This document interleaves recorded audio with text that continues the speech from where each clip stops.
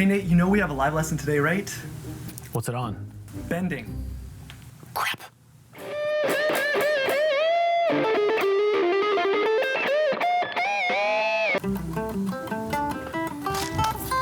Nate, we gotta practice along at 1, right? What's it on? Bar chords.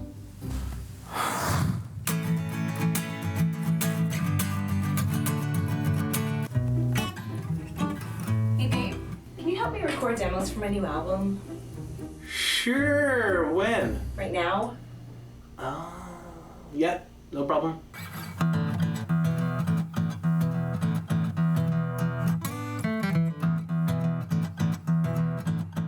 Hey, I'm Nate Savage with Guitario, and I know that when you first start playing the guitar that it can literally feel like somebody is trying to shove ice picks into your fingertips. It hurts that bad. And if you're a newer guitar player, you may be wondering, is this ever gonna go away? Is it ever gonna get any better? Well, I'm here to tell you today that it does get better over time. And something that you may not know is that even more experienced players, people who've been playing a long time like me, get sore fingers every once in a while. If I go from a season where I'm not playing a lot of guitar into a season where I'm playing a lot, my fingers do hurt just like when I was, starting to play the guitar. So in this video, I'm gonna give you 8 tips to help you deal with your sore guitar fingers. Tip number 1 is to be consistent with your practice. Now, you are gonna have sore fingers, there's no way around that, and it's kind of a rite of passage for all guitar players, but the more consistent you are with your playing, the easier it's gonna be for you, and the faster your fingers are gonna toughen up. It's kind of like going to the gym. If you only go to the gym once a week, and you hit the bench press, you're gonna be sore every week. Same thing with guitar. If you only practice once a week for a couple of hours, you're gonna get sore, and the next day you're gonna be like, oh, I don't wanna play at all. It's better to do short little practice sessions, maybe 20, 30, 40 minutes at a time, and then take a break and practice more often, like 5 or 6 times a week. That's gonna help you build up the calluses on your fingers faster.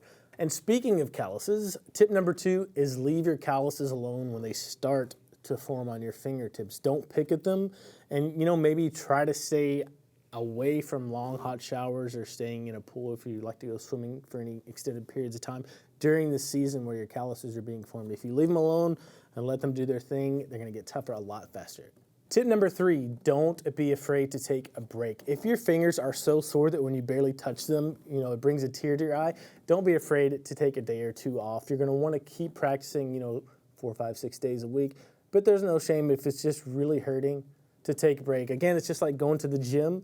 You're not gonna do leg day 4 days in a row. You're gonna have a leg day, then maybe a recovery day, then maybe you'll hit it again in another couple of days. Tip number 4 is don't push down too hard on the guitar strings. And by that, I mean only use the minimum amount of pressure needed to make clean notes on the guitar. So what you can do is, for example, make a C chord and put just a little bit of pressure on there to where it sounds bad, right? And then just start increasing the pressure until it sounds good. And that's the minimum amount of pressure you need to make good sounding chords on the guitar, right? If you press down too hard, it can make the chord sound sharp, and it's gonna put unnecessary strain on your fingers. So really experiment with that with your own particular guitar.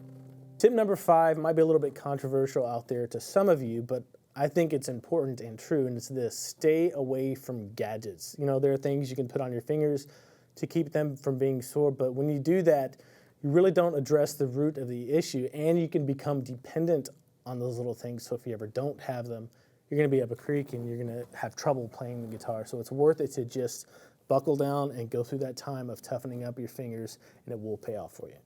Tip number 6 is to get your guitar set up. And all the setup involves is getting the action on the guitar as low as possible to play really easy without buzzing. And the action on a guitar is just how high the strings are off from the fretboard, right? If it's really high off the fretboard, it's gonna be very hard to push down. And it's gonna make your fingers sore than they need to be, right, to start playing guitar.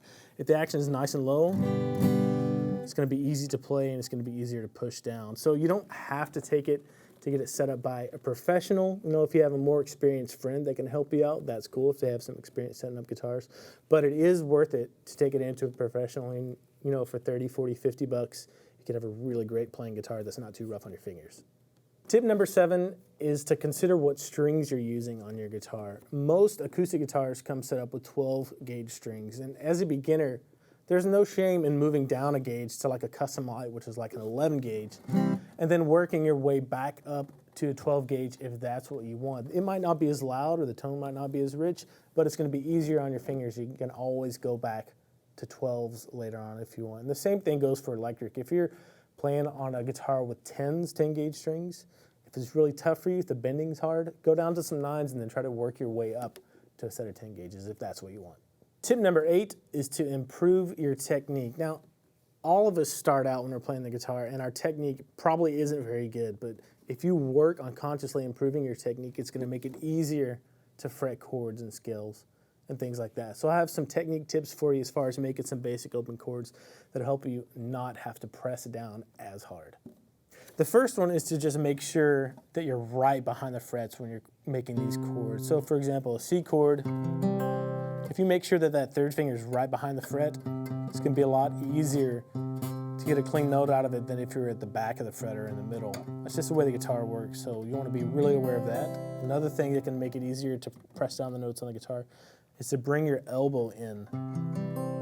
That helps you come down right on the tips of your fingers, and it just makes it a little bit easier to get a really good angle of attack on those strings so you don't have to push down as hard maybe.